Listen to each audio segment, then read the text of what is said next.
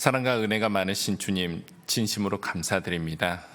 저에게 너무나도 귀중한 시간을 허락하여 주시고 주님의 몸된 교회 가운데에서 저희 구원함을 받고 함께 신앙생활할 수 있는 은혜를 베풀어 주시는 주님께 진심으로 감사드립니다. 주님 오실 때까지 저희들 힘있게 신앙생활할 수 있도록 능력과 힘과 은혜를 계속해서 베풀어 주시고 교회를 통해서 주님의 복음의 역사가 힘있게 일어날 수 있도록 이뤄진 영혼들을 많이 붙여주십시오. 특별히 사랑하는 가족들 가운데 아직 구원받지 못한 가족들이 있다면 주님께서 정말 불쌍히 여겨주시고 큰 은혜를 베풀어 주셔서 그 마음으로 열어서 저희 함께 신앙생활할 수 있도록 도와주실 것을 간절히 구합니다. 질병과 병 가운데 있는 형제 자매님들 회복의 은혜를 베풀어 주시고 이 자리에 함께하지 못한 우리 형제 자매님들 어디에 있든지 항상 주님을 향하는 가운데 살아갈 수 있도록 도와주실 것을 기도드립니다. 저희 각자 오늘 전해지는 말씀을 통해서 마음 가운데 주님께서 주시는 그 교훈 잘 새겨질 수 있도록 마음을 부드럽게 만들어 주시고 말씀을 전하는 자에게도 주님께서 더욱 함께해 주시고 능력 주실 것을 간절히 구합니다. 오늘 허락된 모든 시간에 그 시작과 끝을 주님의 손에만 의탁드립니다.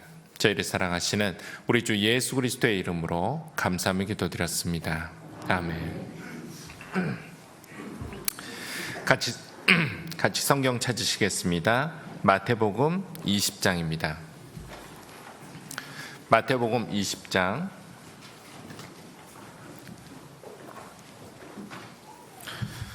마태복음 20장 29절입니다. 마태복음 20장 29절 신약성경 33페이지 마태복음 20장 29절입니다. 제가 읽겠습니다. 저희가 여리고에 떠나갈 때 큰 무리가 예수를 좇더라. 소경 둘이 길가에 앉았다가 예수께서 지나가신다 함을 듣고 소리질러 가로되 주여 우리를 불쌍히 여기소서 다윗의 자손이여 하니 무리가 꾸짖어 잠잠하라 하되 더욱 소리질러 가로되 주여 우리를 불쌍히 여기소서 다윗의 자손이여 하는지라. 예수께서 머물러 서서 저희를 불러 가라사대 너희에게 무엇을 하여 주기를 원하느냐 가로되 주여 우리 눈뜨기를 원하나이다. 예수께서 민망히 여기사 저희 눈을 만지시니 곧 보게 되어 저희가 예수를 좇으니라. 이 소경 둘 그리고 한 사람의 이름은 바디메오입니다. 그리고 그들은 거지다 라고 성경에서 말씀하고 계시는데요. 마태, 마가, 누가복음에 반복해서 이 내용이 기록되어 있습니다. 성경에서 어떤 내용이 반복돼서 기록되어 있고 우리에게 교훈을 주신다라는 것은 그 내용이 중요하다라는 의미하고 연결되어 있습니다. 분량이 많이 할애되어 있고 그리고 반복돼서 기록되어 있다라는 것은 중요한 의미가 있다라고 생각하셔도 괜찮습니다. 이 소경 거지 바디메오에 대한 말씀 마태, 마가, 누가복음을 읽어보면 한 가지 차이점을 발견할 수가 있는데요. 마태복음과 마가복음에는 이 예수님께서요 여리고에서 떠나갈 때 그리고 여리고에서 나가실 때라고 말씀을 하고 계시고 그리고 누가복음에 보면 여리고에 가까이 오실 때라고 말씀을 하고 계세요. 두 성경은 예수님께서 나가실 때 이 두 소경을 만났다라고 말씀하고 계시지만 누가복음은 오히려 여리고에 가까이 오실 때에 이 두 소경을 만났다라고 말씀을 하시거든요. 그래서 성경을 믿지 아니하는 사람들은 이런 차이 때문에 성경이 하나님 말씀이 아니고 그리고 거짓이다라고 얘기하는 경우들이 왕왕 있습니다. 그것은 성경에 대한 배경, 이 기록된 배경을 잘 이해하지 못해서 그런 얘기를 하는 건데요. 참고로 여리고 여리고라는 이 도성 자체가 하나가 아니고 이제 구 여리고가 있고 그리고 신 여리고가 있습니다. 우리도 도시가 형성이 될 때 이 구도시가 있고 신도시가 있는 것과 같이 여리고도 구 여리고가 있고 신 여리고가 있는데요. 이 둘 중에 어느 곳을 나가고 어느 곳을 들어갔는지는 알 수는 없지만 생각할 수 있는 것은 한 곳에서는 나가는 입장이고 한 곳에서는 들어가는 입장인 거죠. 그래서 달리 기록이 된 건데 그것을 오히려 트집 잡는 사람들이 있더라라는 거죠. 하나님 말씀은 진리다라는 것을 우리는 분명히 알고 있죠. 가끔 집회 자료 중에 성경이 사실이다라는 것을 이게 설명하기 위해서 보여드리는 영상 중에 제임스 워너 윌리스라고 해서 LA 카운티의 퇴직 형사가 증언했던 그 같은 영상을 한번 보신 적이 있을 수도 있을 것 같아요. 이 사람이 전문 분야가 무엇이냐면 법의학 진술 분석이라는 분야가 전문 분야인데 간단히 얘기해서 이 어떤 대상자가 거짓말을 하는지 아니면 진리를 말하는지 그것을 신문을 너무 잘한다라는 거예요. 그거 전문가라는 거예요. 근데 이 사람의 말을 빌어보면 어떤 한 사건에 대해서 사람들이 모의를 하고 그리고 거짓을 말해야 되겠다 라고선 작당을 하잖아요. 그러면 한 사람 불러가지고 이렇게 신문을 하면 어떤 현상이 있냐면 그들이 말하는 것들이 다 똑같대요. 틀림이 없이 다 하나같이 똑같이 말을 한대요. 우리는 보통 똑같이 말을 하면 그게 진리일 거라고 생각을 하지만 절대 아니다라는 거예요. 똑같이 얘기한다는 건 그들이 짰다라는 거예요. 거짓을 말하겠다. 입을 맞췄다라는 뜻이죠. 오히려 정말 그 사건이 일어났고 그리고 그 사건을 목격한 사람들이 증언을 하는 상황이면 핵심적인 내용은 동일한데 느끼고 보고 들은 것들에 대해서 서로 달리 얘기를 한대요. 그러면 그것은 진리다 라고 생각을 한답니다. 실제로 예수님의 행적에 대해서 마태마가 누가 요한복음을 이렇게 읽어보면 서로 보완하는 관계로 설명을 하고 계시죠. 똑같이 설명을 안 하고 계세요.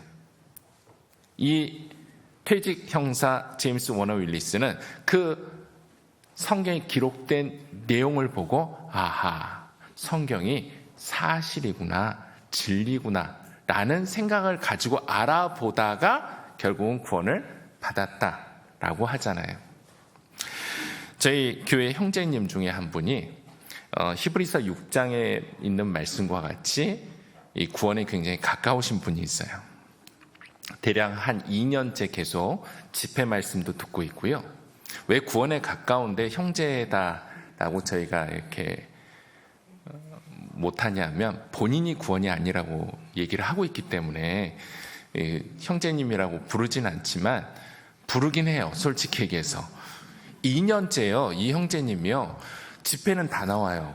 그리고 주일 말씀도 나오고요. 모임도 다 나오고요. 심지어 식당 봉사도 해요.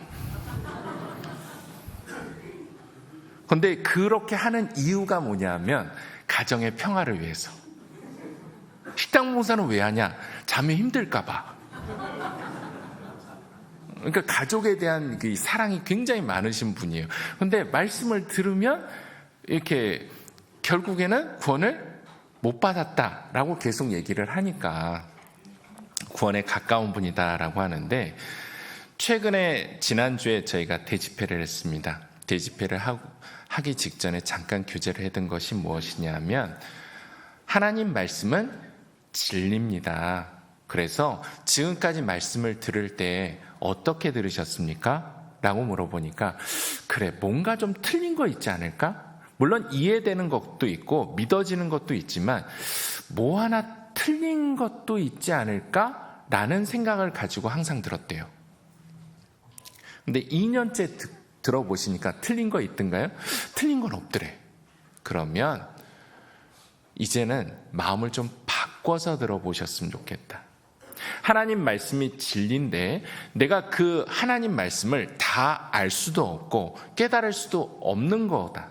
내가 모자라서 알지 못해서 지금 깨닫지 못한 것뿐이지, 알아가면 알아갈수록 분명히 하나님 말씀은 진리다, 이 생각을 가지고 한번 들어보세요.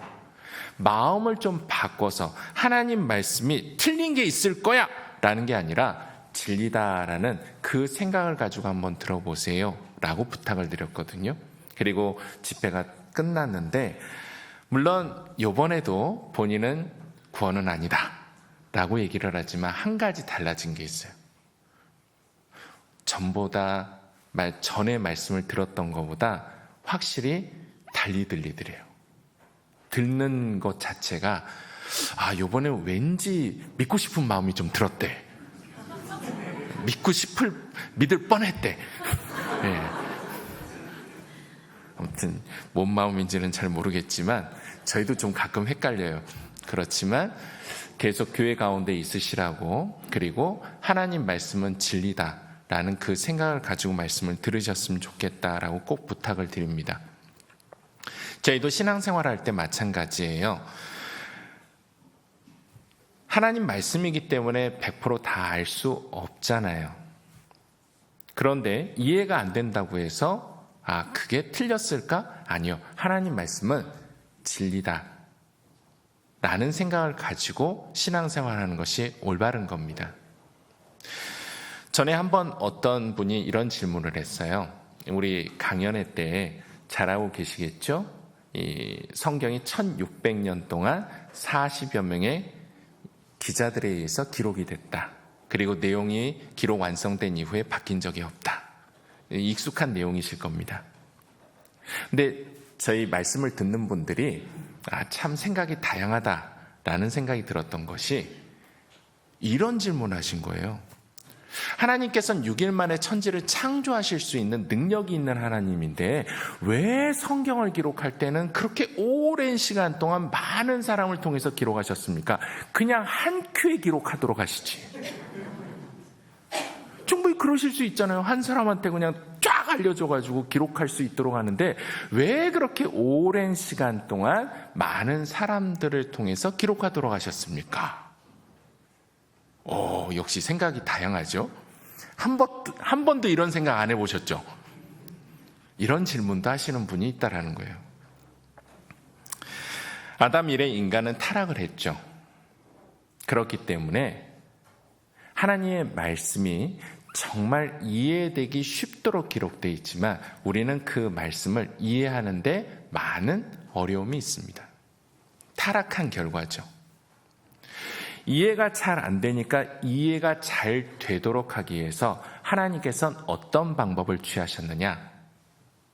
역사와 사건과 하나님의 교훈과 책망과 바르게 함을 연결시켜서 이해되도록 하셨어요. 신명기 31장에 보면 모세가 이스라엘 백성들에게 노래를 통해서 하나님의 교훈을 지속해서 기억할 수 있도록 해주셨거든요. 지금도 소시적에 불렀던 노래들 다 기억하시죠? 그거 안 까먹어져요. 전에 모 자매님께서 마트에서 이렇게 장을 보시다가 자기도 모르게 그 노래 따라 부르고 있었다고.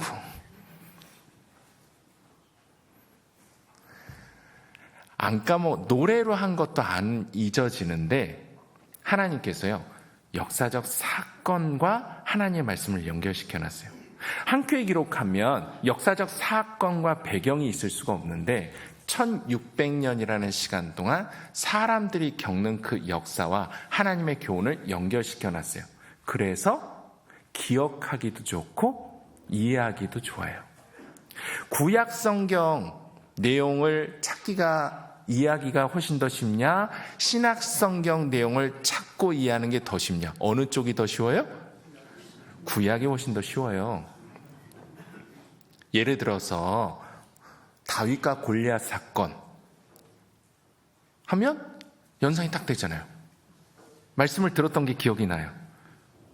그런 것들이 기억이 나는데 신약 성경에 하나님께서 이렇게 말씀하셨어. 어디 있어? 그러면 이래버려요.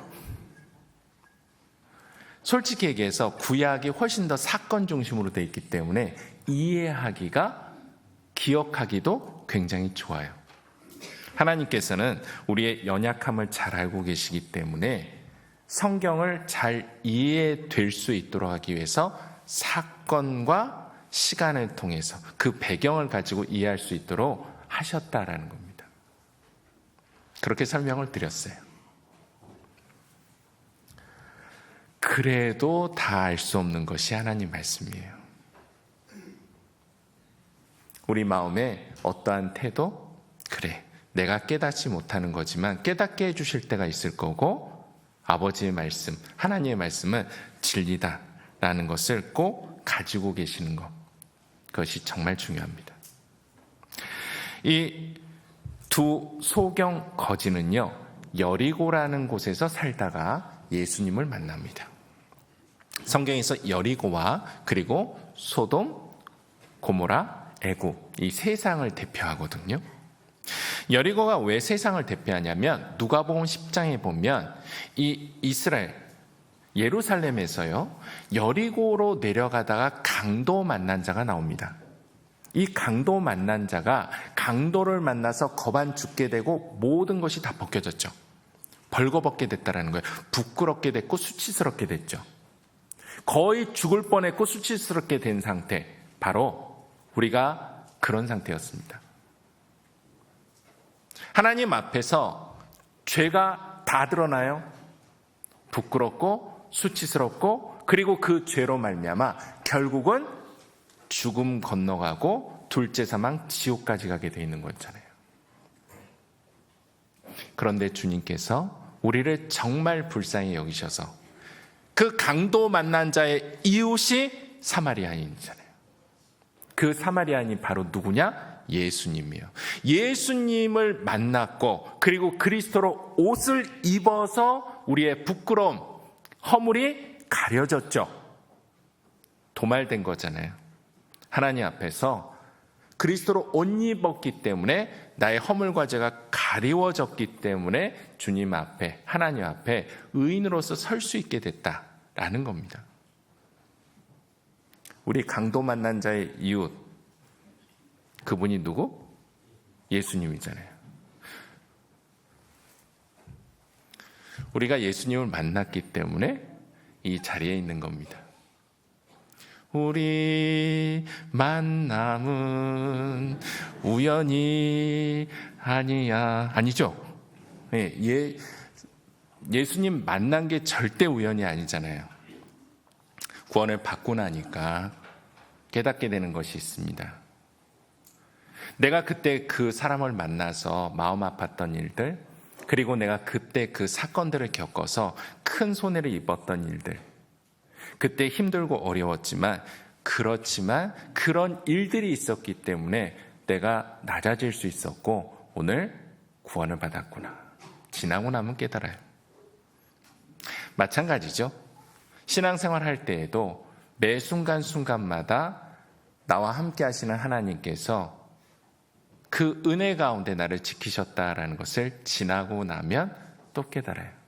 그러니까 인생을 살아가는 데 있어서 행복의 조건, 누구와 만나느냐, 누구와 함께 하느냐라는 것이 정말 중요한 건데, 우리는 행복할 수 있는 조건을 갖췄죠. 가장 중요하고 가장 좋으신 분인 예수님을 만난 사람들입니다.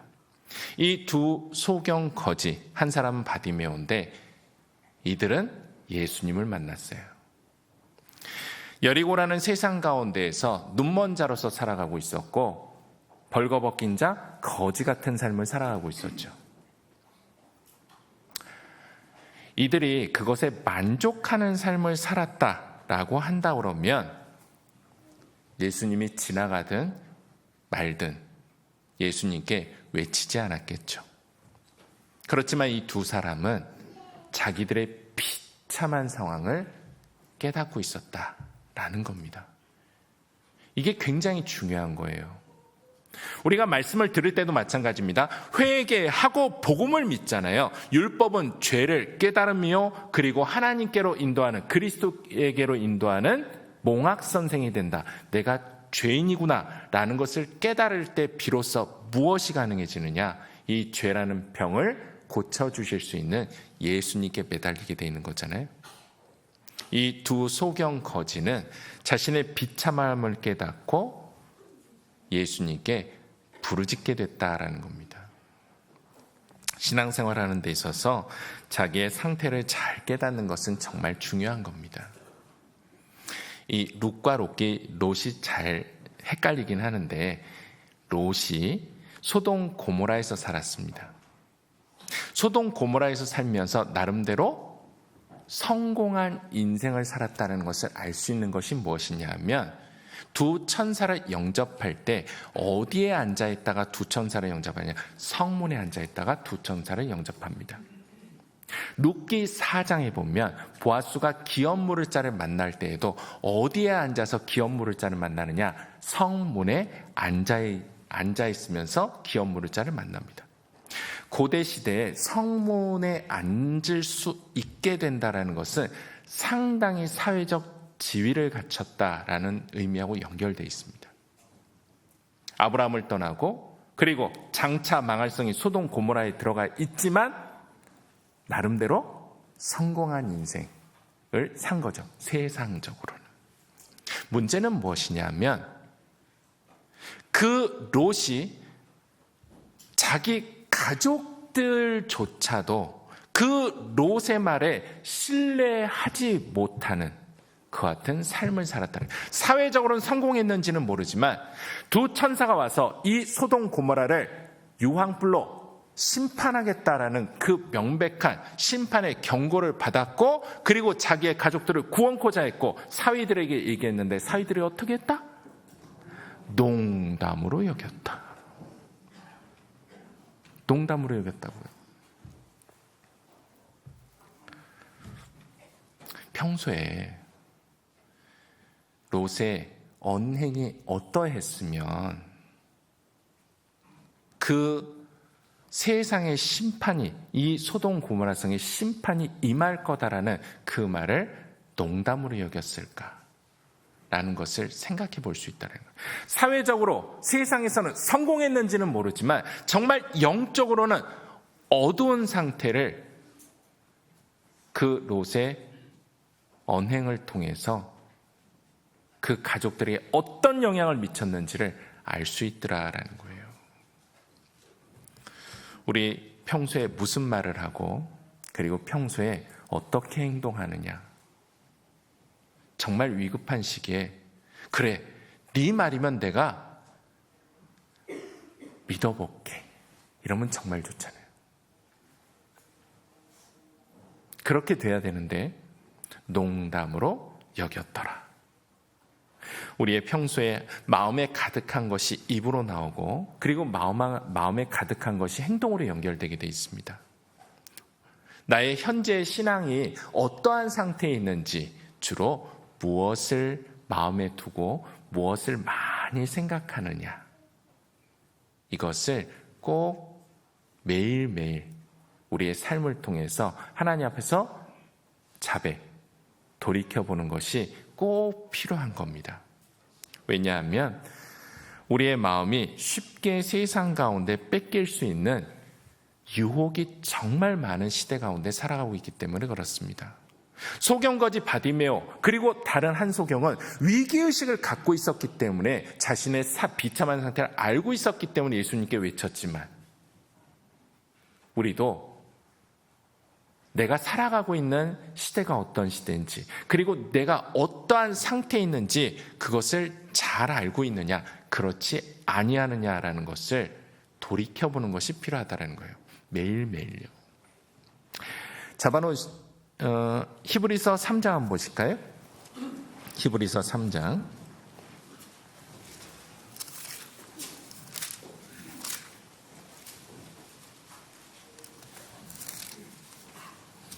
히브리서 3장 13절입니다. 히브리서 3장 13절입니다. 히브리서 3장 13절. 같이 읽어보시죠. 오직 오늘이라 일컫는 동안에 매일 피차 권면하여 너희 중에 누구든지 죄의 유혹으로 강팍게 됨을 면하라.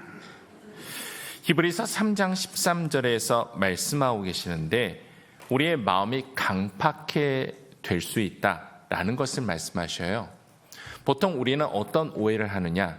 죄를 지으면, 행동으로 연결을 하면 마음이 강팍해지고 하나님과 나 사이에 죄가 들어와서 교제도 안 되고 마음이 강팍해진다라고 보통 생각을 하지만 성경 말씀에서는 너희 중에 누구든지 죄의 유혹으로도 마음이 강팍해질 수 있다라는 것을 말씀을 하고 계세요.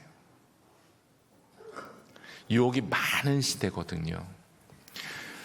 그 연예인 우리 형제님 중에 이제 유명한 배우들 있잖아요.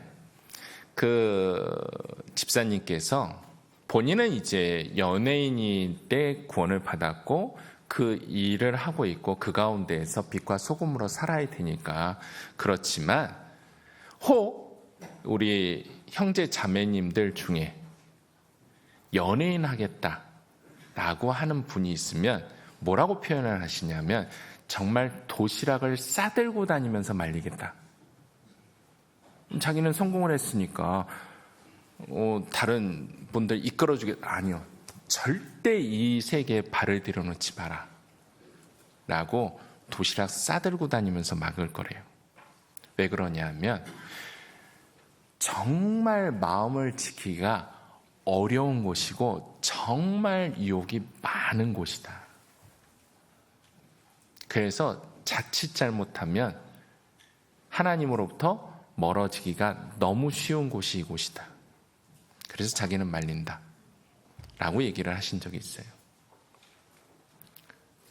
죄의 유혹으로 우리의 마음이 강팍해질 수가 있어요. 그렇기 때문에 우리는 보고 듣는 것, 이것에 대해서 정말 잘 제한하는 것이 필요하겠다라는 겁니다. 처음에 내 마음이요, 사람 마음이 얼마나 쉽게 무뎌질 수 있냐면 우리 전도 집회 때 복음 풀 때 패션 오브 크라이스트 예수님께서 채찍 맞으시고 십자가 그리고 못 박히시는 그 영상 볼 때 처음에 어떠셨어요? 저도 자매랑 그거 같이 봤는데 처음에 볼 때 정말 옆에서 펑펑 울더라고. 그 패션 오브 크라이스트 그 영화를 전편을 다 보면서 펑펑 울더라고요. 그런데 요즘 어떻게 그 영상 보시면서 마음의 큰 아픔 그리고 예수님의 사랑 그런 거 느끼시면서 그 영상이 보여지십니까? 아니면 또 트네? 하면서 보십니까? 우리 마음이요 정말 쉽게 무뎌져요. 하나님의 것에 대해서도 감동이 정말 쉽게 낮아지더라는 거예요. 반대로 세상 것에 대해서는 정말 쉽게 큰 영향을 받고 그 유혹에 대해서도 내 마음이 어느 순간에 단단해져 있어요. 강팍해져 있다고요. 유혹이 정말 많은 시대 가운데 있고 그것에 대해서 위기의식을 가지고 있어야 되는데 에이 그래 좋은 게 좋은 거지. 그러면 나도 모르게 세상 사람들하고 비슷해져 가고 있는 나를 발견하게 되실 겁니다. 그런 마음의 상태를 유지하고 있다가 혹 하나님께서 나를 흔들고 깨우기 위해서 어려운 일을 허락하실 때 깨어있고 하나님을 향한 부드러운 마음, 열정이 있을 때는 그것을 잘 이겨내겠지만 마음이 강팍해져 있어요. 그러면 그런 일이 허락이 되면 나가 떨어지는 거예요. 나의 평소에 마음을 잘 관리하고 있는 것이 중요하고, 마지막 시대니까 사단 마귀도 오는 사자와 같이 삼킬 자를 더 찾는 거죠. 사단 마귀가 끊임없이 우리 마음 가운데 생각을 넣죠. 요한복음 13장 2절에 예수를 팔려는 생각을 가룟 유다에게 넣고, 그리고 사도행전 5장에 보면 사단이 그 마음에 가득해서 땅값 얼마를 감추고자 하는 그 같은 마음을 아나니아 삽비라에게 넣어주는 거예요. 자, 그와 같은 마음, 주님 위해서 살아야 되는데 아까운데 하는 마음이 들어오고, 심지어 예수를 팔려는 생각이 딱 마음에 들어오면 어떻게 해야 될까요? 상담하세요. 뭘 어렵게 생각하십니까? 아유, 목사님, 제가 이런 생각이 드네요. 아이고, 미쳤어 그러면서.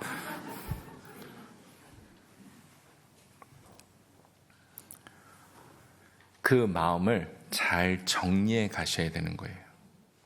그 마음을 잘 정리하고, 그리고 하나님의 것으로 잘 채워놓고 있을 때 나의 마음이 부드러워질 수 있고, 그 마음이 유지되게 돼 있는 겁니다. 마가복음 10장 한번 보실까요? 마가복음 10장. 마가복음 10장 46절. 신약 72페이지입니다. 마가복음 10장 46절. 신약 72페이지입니다. 마가복음 10장 46절. 저희가 여리고에 이르렀더니 예수께서 제자들과 허다한 무리와 함께 여리고에서 나가실 때 디메오의 아들인 소경 거지 바디메오가 길가에 앉았다가, 이들의 상태와 신분에 대해서 말씀하시는데 소경이요 그리고 거지다 라고 말씀하고 계세요. 우리가 정말 거지와 같이 아무것도 없이 이 세상에 왔고, 그리고 아무것도 없이 주님 앞에 가는 것이 맞죠. 우리 혹시 이 세상에 오실 때 LED TV라든지 최신형 스마트폰 들고 엄마 뱃속에서 나오신 분 아무도 없죠.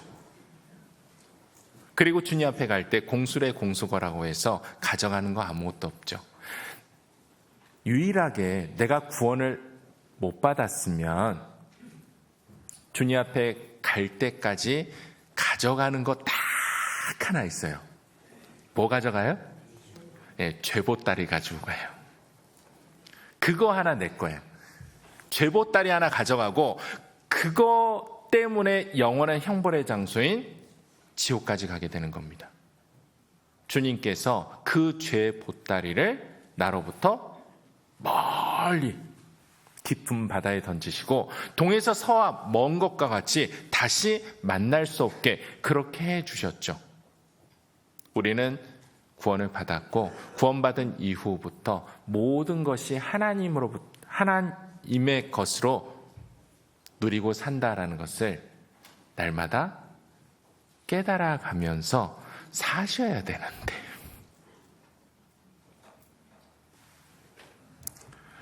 무화과나무가 무성치 못하며 포도나무에 열매가 없으며 감람나무에 소출이 없으며 밭에 식물이 없으며 우리의 양이 없으며 외양간에 소가 없을지라도 나는 여호와를 인하여 즐거워하며 나의 구원의 하나님을 인하여 기뻐하리로다. 오직 하나님을 만났기 때문에 나는 기뻐할 수 있다. 그래야 되거든요. 이 말씀 본문을 가지고 전에 어떤 분이 이렇게 말씀을 하시더라고요. 무화과나무가 무성치 못하며, 이야, 무화과나무가 있는 분이네. 포도나무에 열매, 야, 포도나무도 있네. 감람나무, 야, 이게 대농이시군요. 우리의 양이 없으면, 이야, 외양강도 가지고 계신 분이구나. 그렇게 생각을 해본 적이 없는데, 소득이 없고 이게 잘 장사가 안 돼서 그렇지 기본적으로 가진 게 많은 분이구나. 오호, 그래요? 그건 누가 주셨을까요? 그게 하나님으로부터 온 거예요.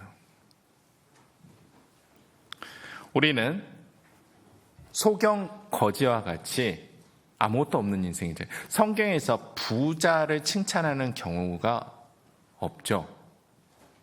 거지를 누가복음 16장에 보면 부자와 거지 나사로에 대해서 말씀하실 때 나사로는 하나님은 나의 도움이시라. 이 세상을 살아갈 때 우리는 내 것은 없지만 내가 누리고 있는 내 안에 있는 오직 하나님의 것으로 정말 기뻐할 수 있는 사람이 된 거거든요. 그렇게 살아가야 되는 것이 맞습니다. 주님 오실 때까지. 어느 순간부터 나의 행복의 기준이 세상 사람들하고 비슷해졌어요. 가지고 있어서 소유의 행복을 누리고자 노력을 하고 있더라라는 거죠.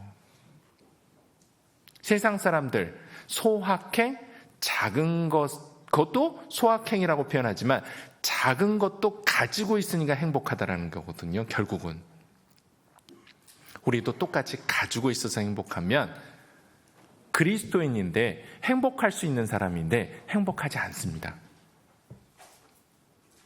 이 세상에 영원한 것은 아무것도 없잖아요.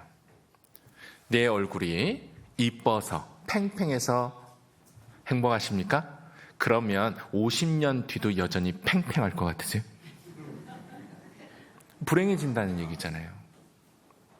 내가 돈이 많아서 권력이 있어서 유명해져서 그 소유로 인해서 행복하다라고 여기면, 그리고 혹은 주님께서 그것을 나에게 허락해 주셔서 내가 행복하다라고 여기고 있으면 우리는 욥과 같은 신앙의 간증을 할 수가 없습니다.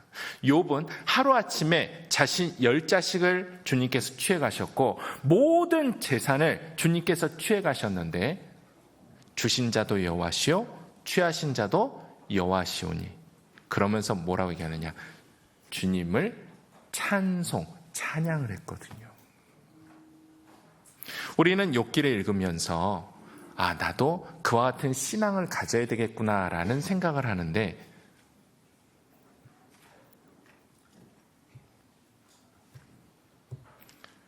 혹시요 10만 원 잊어버리면 밤에 잠이 오십니까?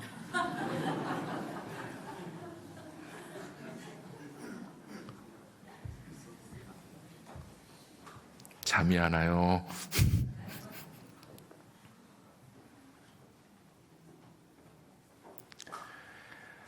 것을 잊어버리게 한때에는 나의 부주의도 있겠지만 우리의 삶에 있어서 우연이 없다라는 거 분명히 알고 계시죠?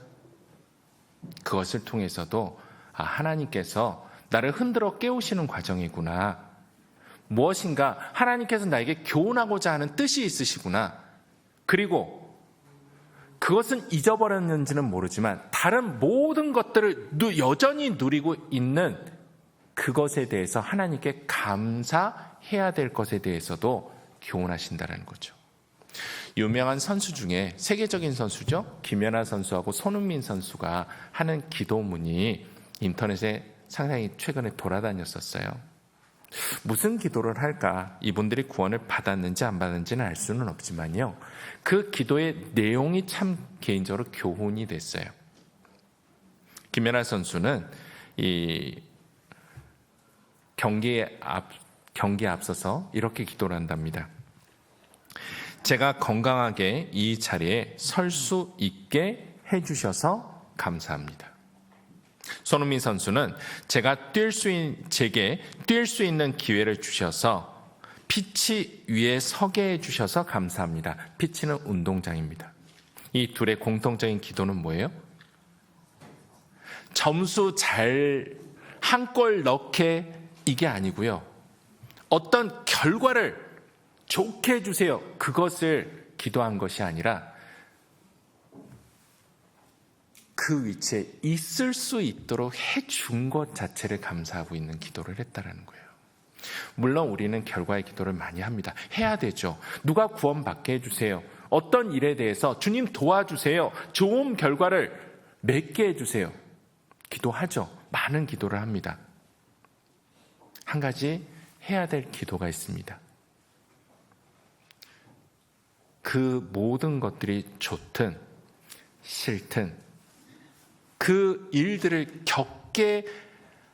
겪도록 지금 이 자리에 있을 수 있도록 해주신 하나님께 감사하는 기도를 해야 되는 거예요. 자매님 한 분이 딸하고 대판 싸웠어요. 딸이 말을 안 들어요.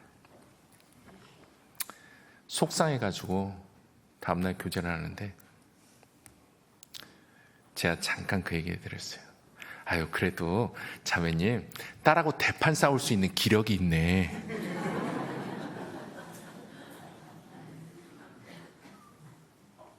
아니, 솔직히 해서 내가 기력이 없어가지고 만사 귀찮으면 딸이 뭘 하든 안 하든 신경도 못 써요. 근데 내가 일단 기력이 있어, 힘이 있으니까 대판 싸우기라도 할 수가 있어.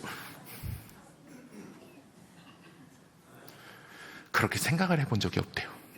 근데 내가 이 하나님께서 여전히 나에게 이 전투 능력을 주셔서 딸하고 싸울 수 있구나. 어찌됐든 신앙적으로 돌이키게 하려고 매달릴 수 있는 마음을 여전히 주시고 계시는구나. 그것이 감사하다. 딸이 왜 이렇게 말을 안 듣지? 그것만 원망하고 불평하고 왜 안 도와주시냐고 그랬던 자기가 돌아봐지더래요. 하나님께서는 능력을 여전히 주고 계셨다는 거예요. 과정이라는 거죠, 과정. 항상 기뻐하라. 쉬지 말고 기도하라. 범사에 감사하라. 우리는 주님 앞에 갈 때까지요, 살아있다는 것 그 자체가 감사해야 될 이유들입니다. 그것을 까먹을 때가 참 많아요. 좋은 것이 허락될 때는 감사하지만 그렇지 아니할 때에는 감사가 안 되는데, 그 아니한 것을 조차도 겪고 있다는 것은 내가 살아있다는 거거든요. 그리스도인이 살아있다는 건 기회가 여전히 주어지고 있다 라는 의미하고 100% 연결이 됩니다. 소경 거지죠? 우리는 아무것도 없지만 지금은 오직 주님의 것만을 누리고 살아가고 있다는 거예요. 감사할 수 있는 사람이죠. 이 두 소경 거지, 한 사람은 바디메오인데 마가복음 10장 47절에 보시면요, 마가복음 10장 47절에 나자렛 예수시란 말을 듣고 소리질러 가로되 다윗의 자손 예수여 나를 불쌍히 여기소서 하거늘 많은 사람이 꾸짖어 잠잠하되 그가 더욱 심히 소리질러 가로되 다윗의 자손이여 나를 불쌍히 여기소서 하는지라. 이 사람들은요, 기회를 붙잡았죠. 주님이 그냥 지나갈 뻔했는데 이들은 기회를 붙잡았습니다. 어떻게 기회를 붙잡았느냐? 소리 질러 가로되, 48절에 그가 더욱 심히 소리 질러 가로되. 왜 더욱 심히 소리 질렀느냐? 사람들이요, 많은 사람이, 한두 사람도 아니고 많은 사람이 꾸짖어 잠잠해라, 조용해라 라고 한 거예요. 이 소리 질렀다 라는 단어에 해당하는 것이 크라조라는 헬라어 원어가 사용이 됐습니다. 이 크라조라는 단어는 까마귀 아시죠? 아침에 이게 바다가 보이는 교회 참 좋아요. 항상 쳐다보시니까 감흥이 없는지 모르겠지만 이렇게 바다가 쳐다보이는 교회 드물거든요. 상쾌하다 하고선 창문을 딱 열었어요. 그랬더니 까마귀 한 마귀가 까까 하고서 지나가요. 어떠십니까? 그 소리 듣기 좋습니까? 완전히 기분 잡침입니까? 안 좋잖아요.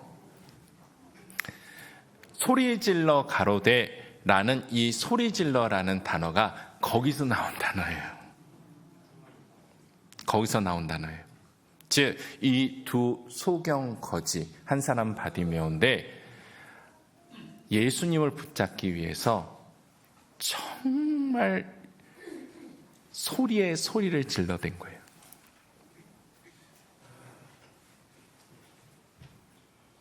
얼마나 그 소리가 시끄럽고 듣기 싫었으면 많은 사람, 한두 사람도 아니고 많은 사람들이 조용히 안 해.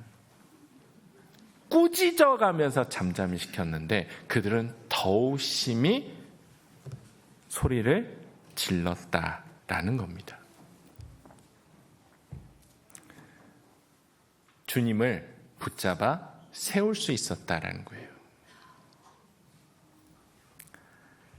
이들이 소리 지르고 많은 장애가 있음에도, 사람들의 핍박이 있음에도 불구하고 더욱 심히 소리 지를 수 있었던 것은 마음의 소원이 크다라는 거죠. 내가 눈을 떠야 되겠습니다. 내가 이 거지? 아니, 정말 사람답게 살아보고 싶습니다. 그 마음의 소원이 정말 크니까 모든 핍박을 이겨내고 주님께 매달린 겁니다. 예수님께서 내게 무엇을 하여 주기를 원하느냐, 이 소원을 말해보라라고 얘기하시잖아요. 우리 주님 앞에 갈 때까지요, 포기할 수 없는 소원들이 있으시잖아요. 주님 앞에 갈 때까지 포기할 수 없는 소원이 있고, 그리고 그 소원 때문에 여전히 신앙생활하고 계시고 그 소원 때문에 더 간절히 주님께 매달리고 있는 거잖아요.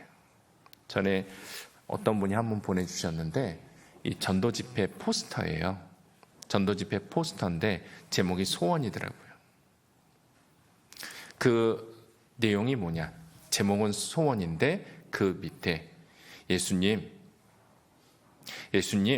저의 소원은 내가 주님 앞에 설 때 그분의 손을 붙잡고 함께 서는 거예요.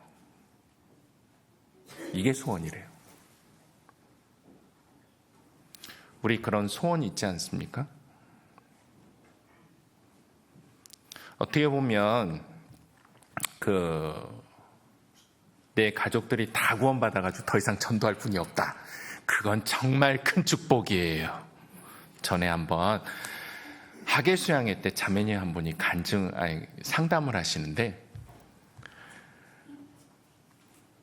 정말 신앙에 이제 무엇을 위해서 살아야 될지 모르겠다, 정말 심각한 문제인 줄 알았어요. 그러면서 하는 얘기가, 구원받은 지 몇 년 안 됐는데 자기 일가족들이 다 구원을 받았대. 얼마나 내가 부러웠는지.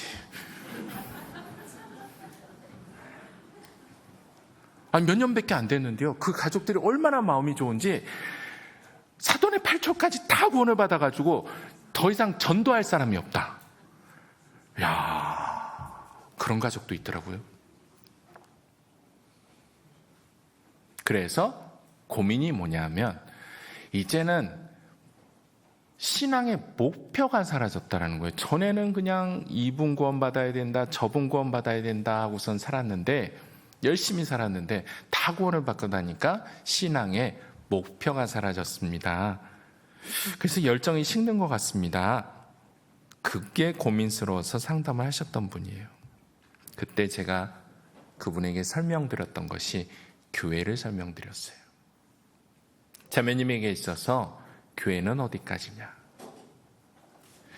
교회는요, 그리스도 안에서 거룩해지고 성도라 부르심을 입은 자들의 무리며, 우리 여수교회 형제자매님들에게 교회는 여수교회만입니까? 아니면 대한예수교 침례교까지입니까? 아니면 전 세계 70여 개국 이상에 있는 그 모든 교회까지 나의 마음이 열려 계십니까? 전에는 세계는 나의 교구다 라고 했던 믿음의 선진의 그 말이 각권 받았을 때는 도대체 이해가 안 됐어요. 야, 저분은 얼마나 전도를 열심히 하면 온 세계가 나의 교구라고 얘기를 할까? 이해도 안 됐고 내가 그런 신앙이 될까? 라고 고민도 했던 적이 있어요. 근데 지금은 이해가 돼요. 무엇 때문에? 교회가 이해가 되니까 세계는 나의 교구다라는 것이 이해가 돼요.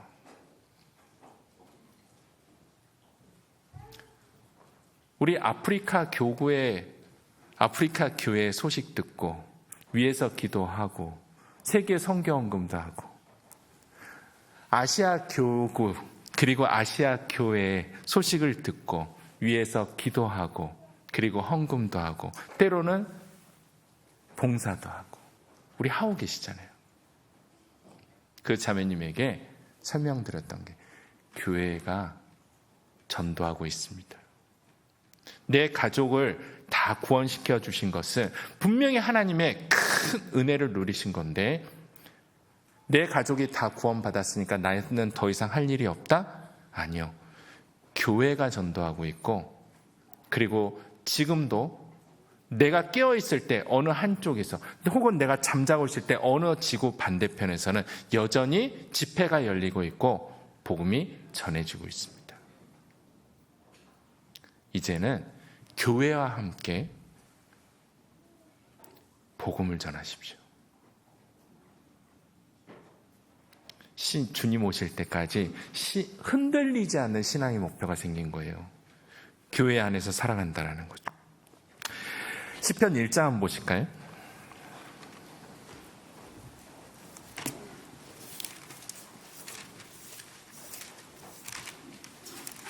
시편 1장입니다.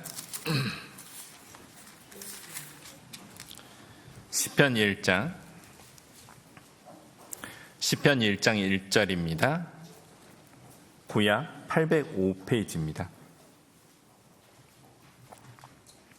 시편 1장 1절 복 있는 사람은 악인의 꾀를 좇지 아니하며 죄인의 길에 서지 아니하며 오만한 자의 자리에 앉지 아니하고 복 있는 사람이 바로 우리를 말씀하시는 거죠. 아니하며 아니하고 우리는 잘 절제하고 그리고 구별되는 것이 분명히 필요한 겁니다. 2절에 오직 여호와의 율법을 즐거워하여 그 율법을 주야로 묵상하는 자로다. 저는 시냇가에 심은 나무가 시절을 좇아 과실을 맺으며 그 잎사귀가 마르지 아니한 같으니 그 행사가 다 형통하리로다. 그래서 시절이라는 단어가 에트라는 뜻인데요. 이건 기회라는 의미입니다. 주님의 몸된 교회 가운데 있을 때 우리는 끊임없이 선한 기회를 얻게 되어 있습니다. 혼자 있을 때 전도할 수 있는 열정이 많이 일어나느냐? 혼자 있을 때 봉사하고 싶은 열정, 주를 위해서 살아가고 싶은 열정이 생기는 것이 적죠. 함께 있을 때 억지로라도 할 수 있는 마음이 생기는 거예요. 주님의 몸된 교회 가운데 있을 때 우리는 주님 앞에 갈 때까지 열정적으로 살아갈 수 있는 기회를 누릴 수 있게 되어 있습니다. 우리 화순교회가 어르신들이 좀 많아요. 한 240명 정도가 계세요. 코로나 지나면서 한 반이 요양병원에 계세요. 우리 은장 회장단의 주된 업무 중에 하나가 첫 번째가 장례식. 한 달에 한 번씩 장례식이 있어요. 두 번째가 요양병원 신방.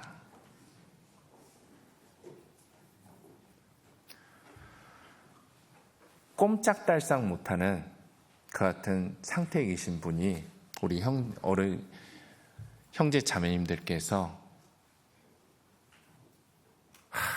빨리 주님 앞에 갔으면 좋겠다고. 할 수 있는 게 없으니까. 그때 제가 교제해 드리는 게 있어요. 시편 92장도 한번 보시죠.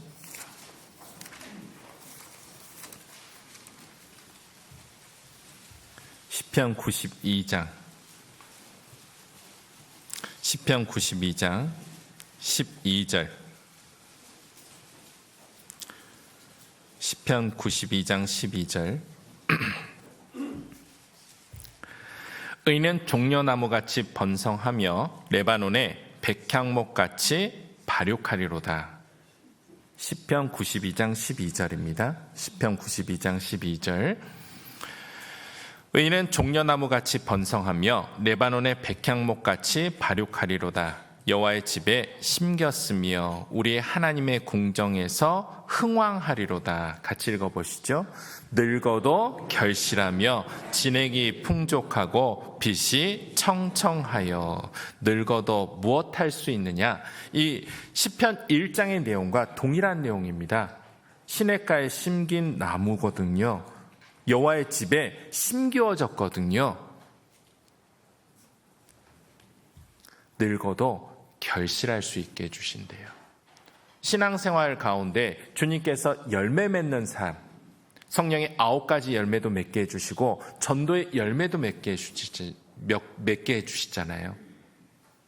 그 열매를 맺게 해주시는데 사지가 불편해서 힘도 없어서 연로해서 침대만 누워만 있는데 무슨 결실을 맺을 수가 있습니까?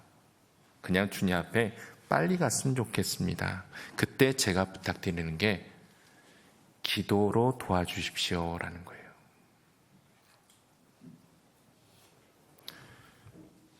영국의 유명한 설교자, 설교의 황태자라고 일컬어졌던 스펄전 목사님이요. 런던의 메트로폴리탄 교회에서 목회를 할 때요. 한 교인 중에 한 할머니가 계셨대요. 이 할머니가 하시는 일이 무엇이냐면 주일날 교회에 나올 때마다 그 주에 새로 등록한 초신자 20명의 명단을 가지고 집으로 가신대요. 그리고 그 다음 주가 되면 또 초신자 20명의 명단을 가지고 집으로 가신대요. 그리고 그 할머니가 하시는 일은 무엇이냐면 하나님 앞에서 그분들의 이름을 하나하나 불러가면서 그들의 신앙을 위해서 그리고 세상 가운데 모든 시험을 잘 이겨낼 수 있도록 기도로 돕는 일을 하셨어요. 이 할머니께서 소천하셨을 때 스펄전 목사님께서 장례식을 인도하면서 이렇게 표현하셨습니다. 이분이 나의 훌륭한 신앙의 동역자였습니다.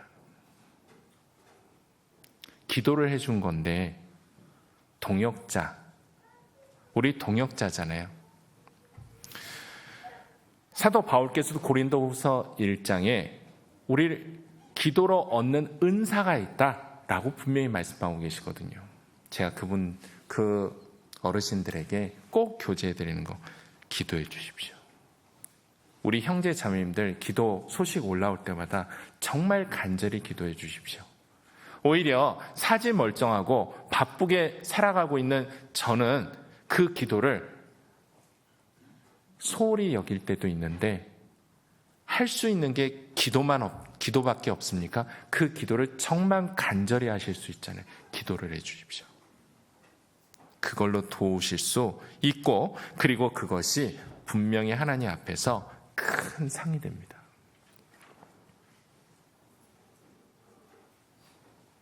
그걸 부탁드립니다. 우리 기도할 수 있게 됐잖아요. 기도하는 것이 참 더 어려워졌어요. 너무 바빠요. 그러니까 더 많이 기도하셨으면 좋겠어요. 마음의 소원을 주시고 그리고 더 간절히 기도하게 하는 경우들도 있을 겁니다. 더 많이 기도하십시오. 다시 마가복음 10장 돌아가 보시죠.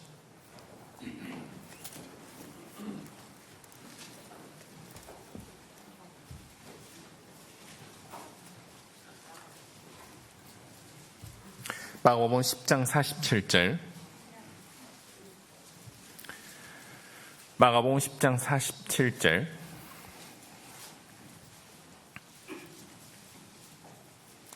마가복음 10장 47절입니다. 나자렛 예수시란 말을 듣고 소리질러 가로되 다윗의 자손 예수여 나를 불쌍히 여기소서 하거늘 많은 사람이 꾸짖어 잠잠하라 하되 그가 더욱 심히 소리질러 가로되 다윗의 자손이여 나를 불쌍히 여기소서 하는지라. 49절 예수께서 머물러 서서 저를 부르라 하시니 예수님께서 머물러 서셨습니다. 예수님께서는 공생의 기간 동안 두루 다니셨어요. 항상 두루 다니시면서 천국 복음을 전하셨죠. 그 두루 다니시는 예수님을 불러 세웠어요. 여호수아가 태양을 멈추게 한 그 사건보다 의의 태양이시고 그리고 천지보다 더 크신 예수님을 불러 세울 수 있었다? 이게 더 큰 사건인 겁니다. 그리고 이것은 그들의 간절함이다 라는 거죠. 간절함은 그냥 생기지 않습니다. 간절함은 하나님의 말씀을 내 마음 가운데 새기고 하나님의 말씀이 나의 것이 되고 깨달아지는 그 과정들을 통해서 간절함이 생기게 되어 있습니다. 주님께서도 그걸 원하시는 거거든요. 누가복음 24장 한번 보세요.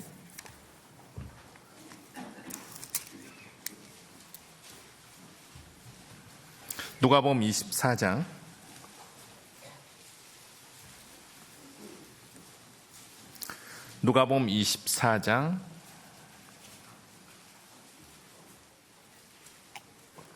13절이요. 누가복음 24장 13절. 그날에 저희 중 둘이 예루살렘에서 25리 되는 엠마오라 하는 촌으로 가면서, 예루살렘에서 엠마오로 내려가는 예수님의 제자 두 사람에 대한 말씀입니다. 이들은 내용을 읽어보시면요, 예수님이 선지자요 그리고 구원자다라는 것을 알고 있었어요. 문제는 더디 믿는 상태였죠. 예수님께서 십자가에 못 박혀 죽으시고 그리고 부활하셨다는 소식도 듣고 있었지만 더디 믿고 있는 상태, 마음이 식어버려서 엠마오로 내려가고 있는 상태였습니다. 하나님께서, 예수님께서 불쌍히 여기셔서 이들과 동행을 하시죠. 그러면서 어떻게 하시느냐? 26절에 보시면요, 25절부터 제가 읽을게요. 가라사대 미련하고 선지자들의 말한 모든 것을 마음에 더디 믿는 자들이여, 둘에 대해서 더디 믿는 것에 대해서 책망하시면서 끝나지 아니하시고요, 알려주세요. 26절, 그리스도가 이런 고난을 받고 자기의 영광에 들어가야 할 것이 아니냐 하시고, 이에 모세와 및 모든 선지자의 글로 시작하여 모든 성경에 쓴 바 자기에 관한 것을 자세히 설명하시니라. 말씀을 전해주셨죠. 그리고 어떻게 하셨느냐? 28절에 보시면, 저희의 가는 촌에 가까이 가매 예수는 더 가려 하는 것 같이 하시니. 예수님께서요, 말씀을 전해주셨어요. 말씀을 깨닫도록 도와주셨는데, 그러면 계속 끝까지 동행하시면서 함께 하시면서 깨닫도록 도와주시는 것이 아니라 모양새는 지나가시는 것, 둘을 놔두고 지나가시는 것 같이 하셨어요.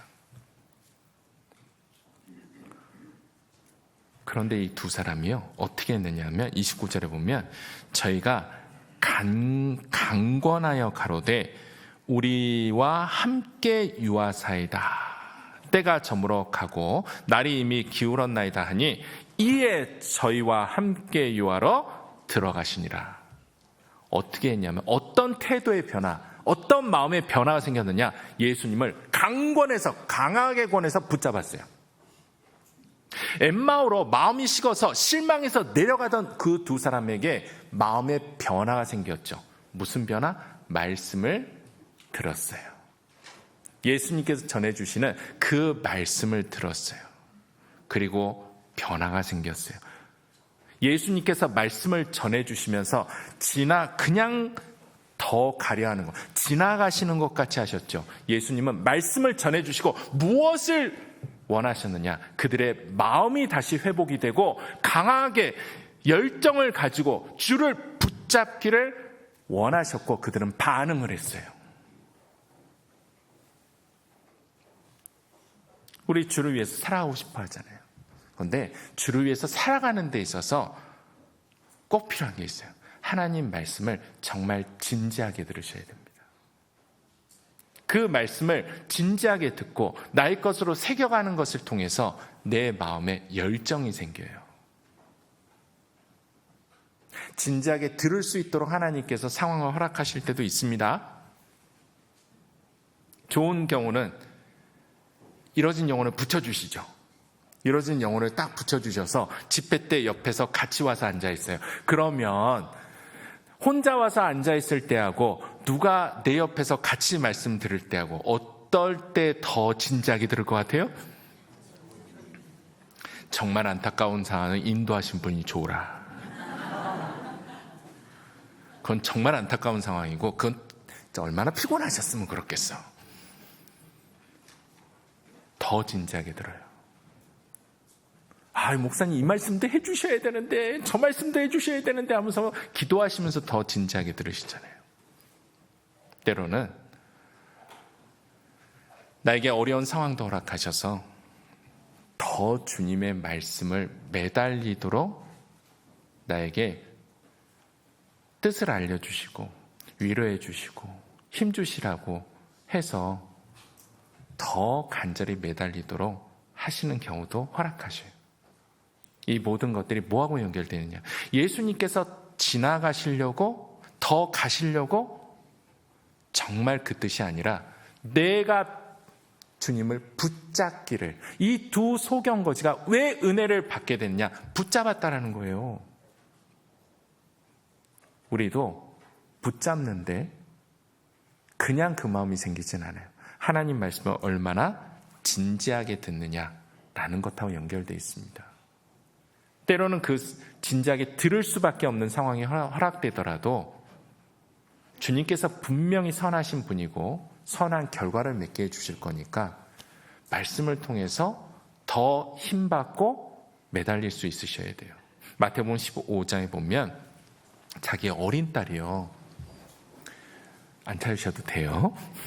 마태복음 15장에 수로보니게 여인이 맞나요? 그 여인이 이방 여인이잖아요. 그런데 왜 예수님에게 간절히 매달렸냐? 자기의 어린 딸이 죽어가고 있었어요. 이런 말 아시죠?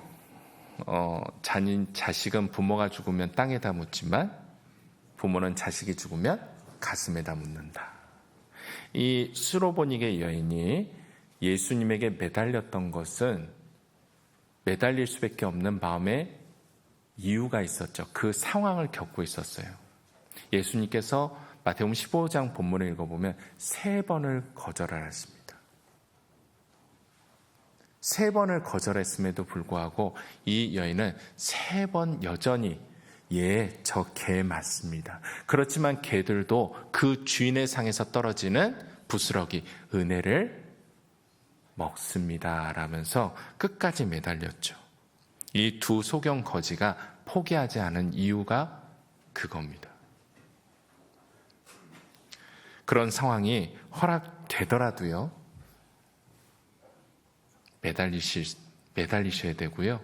그리고 그 매달릴 수 있는 힘은 말씀을 통해서 오게 돼 있습니다. 그냥 오지 않아요. 그러니까 어려운 일이 생기시면요, 머리에 띠두르고 눕지 마세요. 뭐 하셔야 돼요? 정말 힘들고 어렵죠? 말씀을 들으러 교회당으로 오십시오. 그게 최선의 선택입니다. 머리에 띠두르고 눕지 말고 혼자 유튜브로 말씀 듣지 말고 교회당에 오셔서 형제 자매님들과 함께요. 그때 주님께서 더 크게 역사하시게 되어 있어요. 이거 한번 해보실래요? 삼각형을 그릴 건데요. 이렇게 한번 해보세요. 삼각형을 그릴 건데, 자, 삼각형입니다. 이렇게 내려가고 올라가고 내려가고 올라가고. 자, 한쪽만 내려가 볼게요. 한쪽 내려가고 또 다른 한쪽 내려가고, 한쪽 올라가고 다른 한쪽 올라가고. 자, 이제 설명해 드릴게요. 제가 결혼을 앞둔 청년들에게 꼭 이 삼각형을 설명을 합니다. 삼겹줄은 쉽게 끊어지지 않는데 한쪽은 형제요, 다른 한쪽은 자매, 남편과 아내다. 그런데 이 남편과 아내가 가까워지는 방법이 있다. 그것은 무엇이냐면, 남편이 하나님과 가까워질 때, 그리고 아내가 하나님과 가까워질 때, 둘의 관계가 가까워진다. 삼겹줄의 다른 한 줄이 바로 예수님이잖아요. 이게 가정에서만 적용되는 것이 아닙니다. 교회에서도 마찬가지예요. 우리는 그리스도를 머리로, 그리고 그의 지체로서 모이는 거거든요. 주님이 어디에 크게 역사를 하시느냐? 성령이 우리 안에 다 있잖아요. 왜 하계수양회 때 역사가 크다라고 생각하세요? 성령을 안에 모시고 있는 분들이 많이 모여요. 이해 안 되세요? 성령을 안에 모시고 계신 분들이 10명 모였어요. 그럼 10명치 역사하는 거고, 100명 모였어요. 100명치 역사하는 거고, 1000명 모였어요. 1000명치 역사하는 거예요. 성령의 역사가 크게 일어날 수밖에 없는 거예요. 많이 모이면. 그래서 하계수양회 때 많이 모이시는 거예요. 그리고 실제로 성령의 역사가 크게 일어나죠. 내가 정말 말씀을 진지하게 듣고 힘받고, 그리고 이 모든 상황을 잘 인내해야 되겠다. 그러면 교회당으로 말씀을 들으러, 함께 말씀을 들으러 나오는 것이 정말 중요하다라는 겁니다. 아시겠죠? 이 두 사람 중에 바디메오의 이름이 성경에 기록되어 있습니다. 똑같은 시간과 똑같은 상황 가운데 예수님의 은혜를 받았지만 왜 바디메오의 이름만 기록되어 있을까? 그건 분명히 상의 차이가 있다라는 것하고 연결되어 있죠. 우리가 주님 앞에 섰을 때 동일한 교회에서, 동일한 장소에서 동일한 신앙생활을 했는지는 모르지만 분명히 주님 앞에 섰을 때 상의 차이는 있습니다. 12제자 중에 3제자를 주님께서 더 가까이 하셨고, 다니엘과 3친구가 있지만 다니엘이 더 성경에서 두드러지는 차이하고 연결되어 있습니다. 그리고 그 차이는 아마도 바디메오가 더 주님께 매달렸겠죠. 더 간절함을 가지고. 주님 앞에 갈 때까지 우리 이 간절함이 변함이 없었으면 좋겠어요. 마음이 식지 않았으면 좋겠는데, 이스라엘 민족이요, 출애굽한 지 얼마 되지 않아서 시편 106장에 보면 이스라엘 민족이 출애굽한 지 얼마 되지 않았는데 하나님의 은혜를 잊어버리고, 그리고 우상을 섬기고 하나님을 원망했다라고 말씀하고 계시거든요. 그 이유가 도대체 뭐냐? 민수기 한번 보세요. 민수기 16장.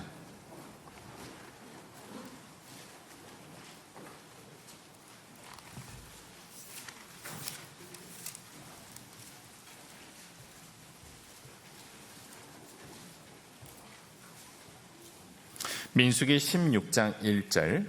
민수기 16장 1절.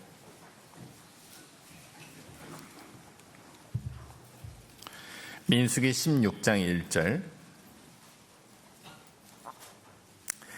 레위의 증손 고앗의 손자 이스라엘의 아들 고라와 르우벨 자손 엘리압의 아들 다단과 아비람과 벨렛의 아들 온이 당을 짓고 이스라엘 자손 총회의 택함을 받은 자 곧 회중에 유명한 어떤 족장 250인과 함께 일어나서 모세를 거스리니라. 이들의 반역된 행위가 성경에 기록되어 있습니다. 12절에 보시면 모세가 엘리압의 아들 다단과 아비람을 부르러 보내었더니 그들이 가로되 우리는 올라가지 않겠노라. 아마도 모세가 이 엘리압의 아들 다단과 아비람은 이 반역하는 곳에서 특별히 구별시키고자 하는 마음이 있었던 것 같은데, 그런데 그들은 우리는 올라가지 않겠노라 하면서 여전히 그 패역된 무리와 함께 했다라는 거예요. 그들의 마음을 읽어낼 수 있는 본문이 그 이후에 이어지는데 16장 13절에 보면 내가 우리를 적과 꿀이 흐르는 땅에서 이끌어내어 광야에서 죽이려 함이 어찌 작은 일이기에. 이스라엘 민족이 출애굽했잖아요. 그리고 지금 광야 40년 생활, 그리고 가나안 땅으로 가는데 이들이 적과 꿀이 흐르는 땅에서 이끌어냈다라고 했어요. 이 땅이 어느 땅을 지금 칭하는 것 같으세요? 애굽 땅을 얘기하고 있어요. 애굽 땅을 얘기하고 있는데 적과 꿀이 흐르는 땅이래요. 14절에 보시면 이뿐 아니라 내가 우리를 적과 꿀이 흐르는 땅으로 인도하여 드리지도 아니하고. 이 땅은 어느 땅 같습니까? 인도하여 드리래요. 가나안 땅이에요. 문제는 뭐냐면 애굽 땅이나 가나안 땅이나 이들 마음 가운데에서는 우리 쉬운 편으로 쌤 똑같이 적과 꿀이 흐르는 땅이라고 여겨지고 있었던 거예요. 그러니 뭐해요? 원망하고 반역하고 패역하고 그런 일이 생기게 된다는 거예요. 이 두 소경 거지는 눈을 뜨게 되거든요. 그리고 길에서 예수를 좇으니라라고 성경에서 말씀하고 계세요. 여기서 예수를 길에서 좇았다라고 말씀하고 계시는데 길을 함께 걸어가는 사람이 됐다라는 의미하고 연결되어 있습니다. 즉, 이 구원, 눈이 띄어진 이후부터는 제자로서, 예수님의 제자로서 삶을 살아가게 되었다라고 말씀하시는 겁니다. 예수님의 제자로, 하나님의 일꾼으로 살아가는 데 있어서, 끝까지 그렇게 살아가는 데 있어서 무엇이 흐려지면 안 되냐면 영광이요. 천국에 대한 소망과 주님께서 주실 그 영광에 대한 가치를 정말 가치 있게 여기는 것. 세상이 주는 그 영광, 좋은 것들보다 주님께서 주시는 것이 정말 크다라는 것. 그런 마음이 흐려지지 않아야 되는데 그 마음이 흐려지잖아요.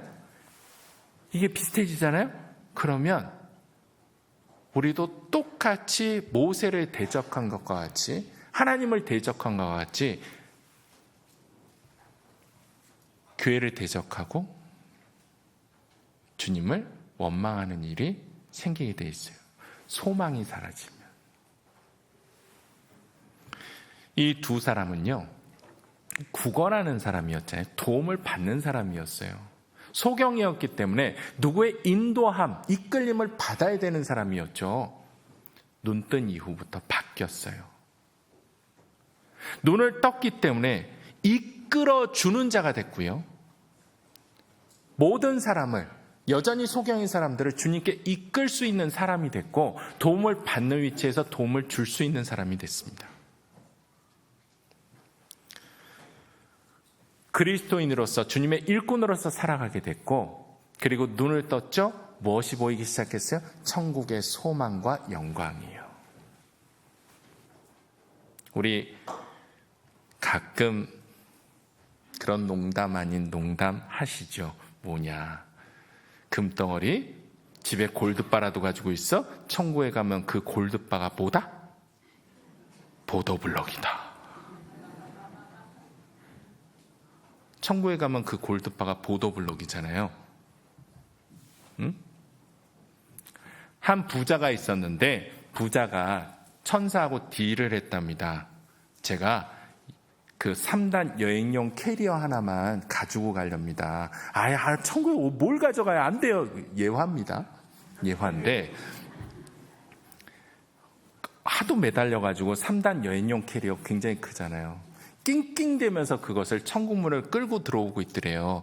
천사가 궁금해가지고 도대체 안에 뭐 들어있어요? 그랬더니 이 사람이 부자인 관계로 그 3단 캐리어 안에 골드바를 가득 채워가지고 천국문에 들어오고 있었던 거예요. 엄청난 부자였나 봐요. 근데 천사가 딱 한마디 하더래요. 아이, 보도블럭은 왜 가지고 들어오세요? 천국은 정금길이잖아요.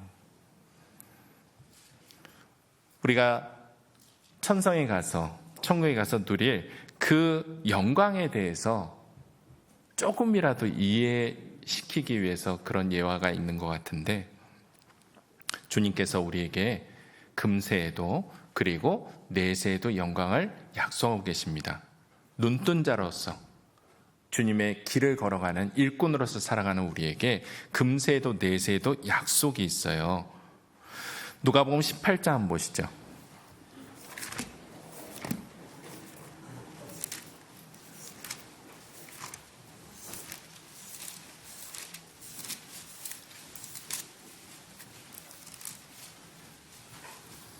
누가복음 18장 28절.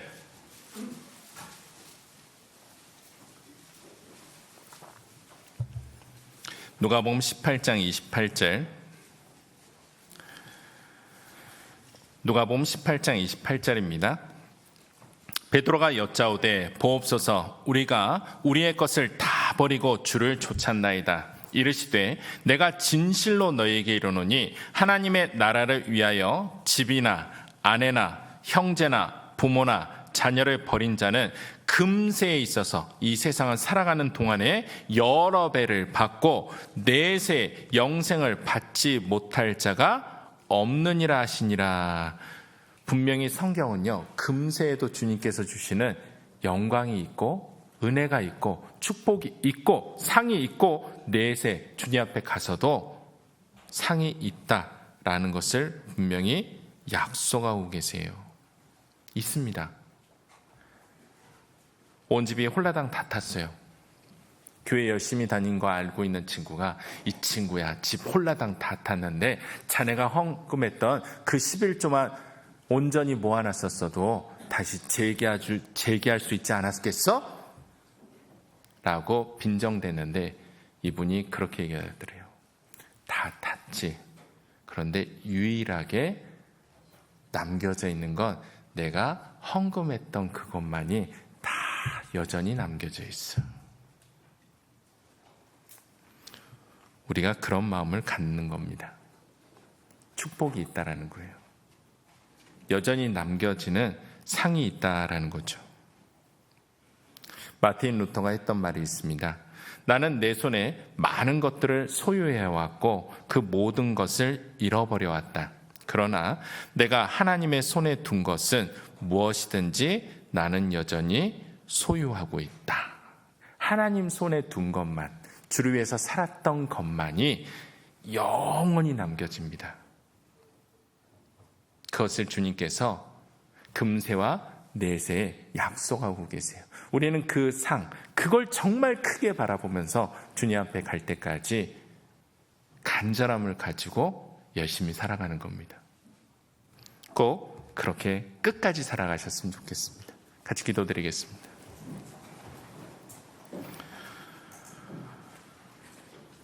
사랑과 은혜가 많으신 주님, 진심으로 감사드립니다.